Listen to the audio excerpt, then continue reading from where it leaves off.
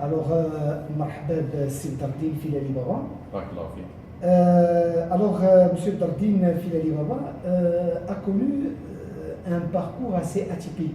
Donc, contrairement à la grande majorité des Marocains qui se sont établis au Canada, que ce soit au Québec ou ailleurs, alors il ne s'y est pas établi en tant qu'étudiant ou en tant que résident permanent, ce qui semble être le lot de ma foi, comme quelque chose comme 80-90% même des Marocains résidents au Québec ou au Canada.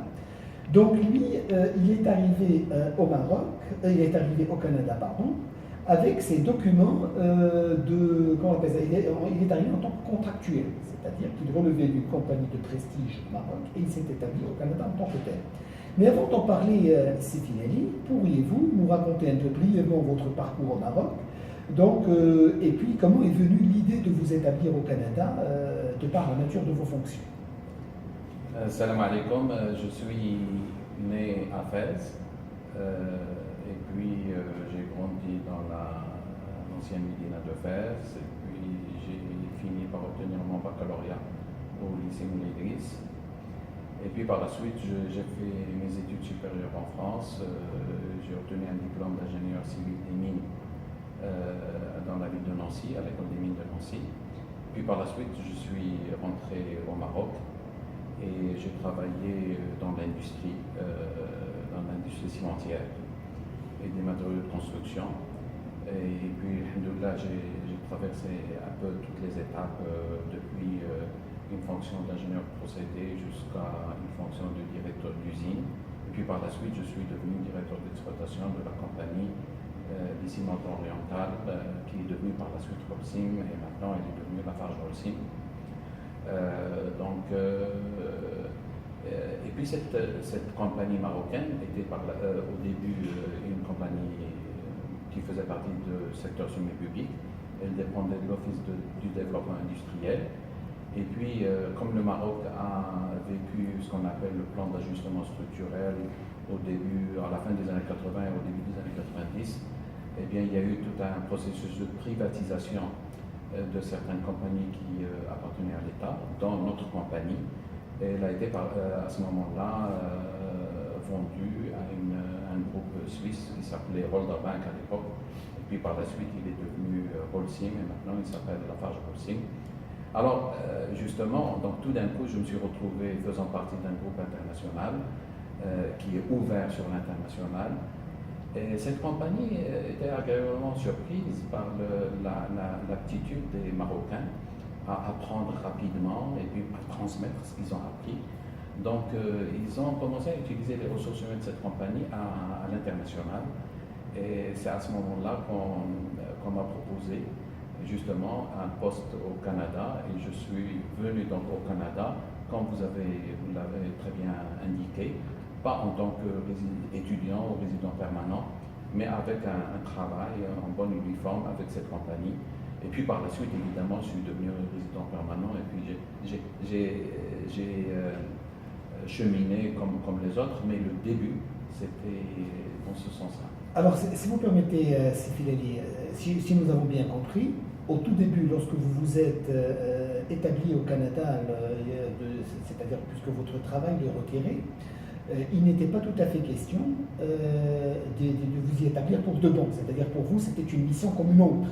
Et puis, une fois que vous avez un peu visité un peu le pays, vous avez vu du pays, que ce soit en Ontario ou au Québec, parce que je crois savoir que vous êtes d'abord, vous étiez en Ontario, plus concrètement à Mississauga. Par la suite, vous étiez, si vous voulez, tombé amoureux du Canada et puis vous avez décidé de vous y établir. C'est comme ça que ça s'est passé? Oui, effectivement. Au début, j'étais en charge d'un projet, un gros projet de 420 millions de dollars. C'était pour la construction de 2 grandes usines de fabrication du ciment aux États-Unis, tout en étant basé à Toronto. Et puis, dans ma tête, à l'époque, je suis venu pour m'occuper de ce projet. C'était donc une mission limitée dans le temps. Donc, je ne pensais pas que ma carrière au Canada ou à l'international allait durer aussi longtemps. Et donc, je pensais délivrer ce qu'on me demande et puis retourner au Maroc. Mais par la suite, les choses ont évolué autrement. À partir de ce projet-là, on m'a on m'a confié une autre mission, mais qui est un peu plus pérenne. Donc, je suis devenu vice-président fabrication ciment et ingénierie de la compagnie Ciment Saint-Laurent, qui est devenue Holcim Canada, et maintenant elle est récemment devenue CRH Canada. Et donc, à ce titre, je suis devenu responsable de plusieurs usines, de 5 usines, dont 2 au Canada et 3 aux États-Unis. Et puis, donc là, ça s'est inscrit dans la durée. C'est à ce moment-là que j'ai décidé de vraiment devenir résident permanent et puis vraiment de m'établir dans le pays. Alors, de par la nature des missions qui vous ont été confiées au sein de ce géant mondial qu'est Holcim, vous avez été en poste au Maroc, vous avez été en poste au Canada, aux États-Unis et même dans le siège, dans la maison mère, en Suisse. Quelle évaluation faites-vous de cette expérience qui est sans doute très enrichissante? Oui, alors peut-être je mettrai quand même l'accent sur un fait qui place le Maroc dans une position honorable à la chaîne internationale par rapport à l'industrie du ciment. C'est un domaine dans lequel le Maroc, de par ses performances, de par son histoire, occupe une place de leader à l'échelle internationale, parmi les leaders du point de vue de sa performance. Et d'ailleurs, c'est pour cela qu'on a fait appel à ces Marocains qui sont partis un peu partout dans le monde. Et c'est d'ailleurs pour cela que le Maroc actuellement est en train de construire plusieurs cimenteries en Afrique, justement fort de ce potentiel important, surtout au niveau du plan des ressources humaines. Alors, j'ai eu, après ce projet-là, j'ai eu une mission pour améliorer la performance de l'usine canadienne du groupe, chose qu'on a pu mener à bon port, alhamdoulilah. Et puis par la suite, on m'a confié une responsabilité encore plus importante que cela, c'était aux États-Unis. Et aux États-Unis, j'avais la responsabilité de 19 usines. Ça a duré un autre 3 ou 4 ans. Combien d'employés aviez-vous sous votre direction? Alors, au Canada, la compagnie avait à peu près 3000 employés, mais l'essentiel travaillait dans les usines, donc je pense qu'on devait avoir à peu près 2000 employés dans la direction fabrication ciment dont j'avais la charge. Et puis aux États-Unis, il s'agit d'une compagnie plus grande, donc on parle, je pense, de 5000 employés, et la grande majorité de ces employés a travaillé dans le ciment. Alors après plusieurs années de bons et loyaux services au sein de Holcim, là vous êtes établi au Canada, mais je dirais que vous êtes un peu à cheval entre le Canada et le Maroc, où vous avez d'ailleurs toujours vos repères. Alors, vous vous êtes donc donné la peine de vous impliquer associativement. Vous êtes membre du Forum des compétences canado-marocaines. Vous étiez d'ailleurs membre du conseil d'administration de cette institution. Alors, pouvez-vous nous parler un peu de votre expérience au sein du Forum?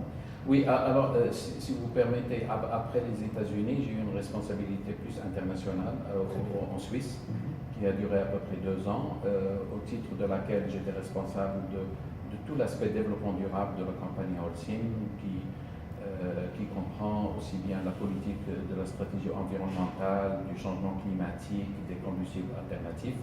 C'était également une expérience très intéressante, mais celle-là s'inscrivait à l'échelle mondiale, au niveau de toutes les compagnies, les pays qui faisaient partie de ce groupe, qui se comptent entre 70 et 80 pays.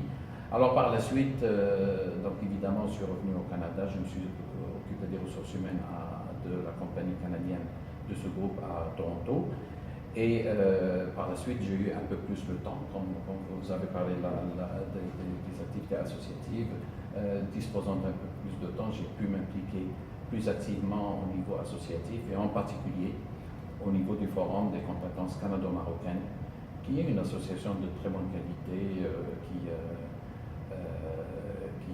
se consacre à la valorisation des compétences canado-marocaines, à l'amélioration de l'employabilité et l'entrepreneuriat des Marocains résidant au Canada, mais également d'autres personnes de la société canadienne et qui travaillent également pour renforcer renforcer les relations entre les deux pays, aussi bien sur le plan investissement que sur le plan culturel. Peut-être une dernière question, Sekilani. Vous avez suivi de près l'évolution qu'a connue le Canada depuis les 15-16 dernières années, pratiquement depuis que votre établissement en 2002. Alors, comment percevez-vous l'avenir de la communauté marocaine et surtout pour les nouveaux arrivants? Comment ça se présente pour eux d'après vous? Alors, d'abord, cette communauté est relativement importante. Déjà à l'échelle mondiale, on parle de à peu près 5 ou 6 millions de Marocains qui habitent, de Marocains du monde. Et puis au Canada, je pense, j'ai entendu le chiffre d'à peu près 100 000 Marocains, peut-être un peu plus. Il y en a qui parlent jusqu'à 160 000 Marocains au Canada. Alors c'est une communauté de très bonne qualité. Vous savez que le Canada sélectionne ses immigrants, et donc les Marocains en font partie. Ces Marocains ont un niveau intellectuel et professionnel relativement élevé. Et puis, les enfants bénéficient de la société canadienne. Et puis également le Maroc. Vous savez très bien que les Marocains restent très attachés à leur pays. Et donc, quelque part, leur pays aussi en récolte les dividendes. D'un autre côté, on ne peut pas brosser un tableau complètement rose par rapport à cette situation. C'est une situation qui comprend des défis. Pour ces Marocains, ils quittent leur pays d'origine, s'établissent au Canada. Ils doivent passer par toute une phase d'adaptation, aussi bien pour eux que pour leur famille. Et puis, il y en a qui réussissent. Alors, les Marocains qui occupent des postes très importants et d'influence au Canada sont légion, mais il y en a également qui souffrent d'une situation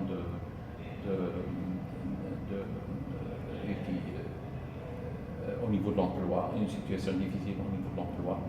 Et c'est pour cela que les associations marocaines, dont le Forum des compétences canado-marocain dont on a parlé, ont un rôle à jouer pour améliorer cette situation ou aider à améliorer cette situation.